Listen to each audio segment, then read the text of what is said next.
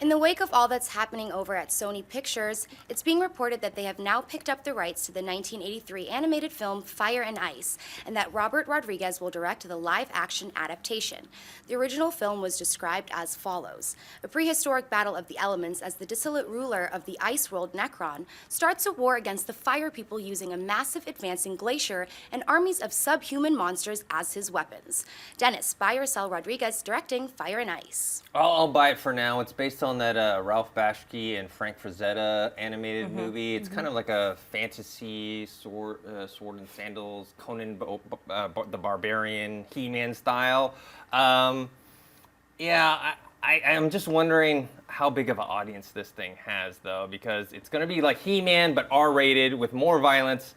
And the scantily clad women, they're wearing like micro bikinis. So I'm not sure if that's going to play very well in his live action adaptation. That doesn't hook you, Dennis? It hooks me. I'm all for it, but I just don't know for a wider audience. But for now, I'll buy it. Alicia? Well, I think it sounds similar to what he did with Sin City. I mean, he said he's a huge fan of Frank Frazetta, like he was with Frank Miller, so he wants to play homage to that. The girls in Sin City wore nothing as well, but I love Robert Rodriguez. I'm buying this because I think, A, Sony needs some kind of franchise, so hopefully this could work for them, and B, Rodriguez has such great energy, and he's so good at creating these visual, virtual worlds that I'm in for anything he does.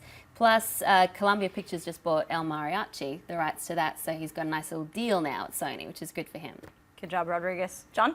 Well, the one detail we're leaving out about Fire and Ice is that it was sucked. It's awful, and I'm off the Robert Rodriguez train. Really? Let's look at his last 3 films. Like that last Sin City sucked. Yeah, I liked it. Oh, did you? Yeah. Well, then some people did. Not many, but some. No, I'm in the minority, I know. No, I enjoyed it as well. I didn't think it was as good as the first one. Then Not there even was close. then that machete film was just terrible. Then he Nice did that wordplay Spy there. Kids 4. Yeah, that was bad. And like that's his last 3 films. And look, if you're going to say what would be a good type of project for Robert Rodriguez, Fire and Ice seems like the style match is right.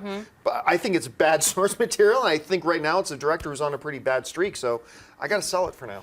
I'm not too familiar with the property, but I love Rodriguez. You're right, those films were not great, but still stylistically, I call it explosive realism because that's what it feels like. It's just all these vibrant colors and just these scenes that are very dramatic and intense, and I just think he's a really talented director. So just hearing, the premise, it sounds like a good marriage, you're right, but I'm not sure. I'm not sure what to expect, but I still will hold out that he can get us back because he's still talented. All those films are still shot really well, even if the content wasn't so great. So hopefully they are more on par with each other. We need Machete in space. Which apparently is I think we're coming. gonna get it. Yes, I'm in for that. Hey everyone, if you like this video, click that thumbs up button and make sure to subscribe to our AMC Movie News YouTube channel. It's free and helps you stay up to date with all the latest movie news, as well as our daily AMC movie talk show.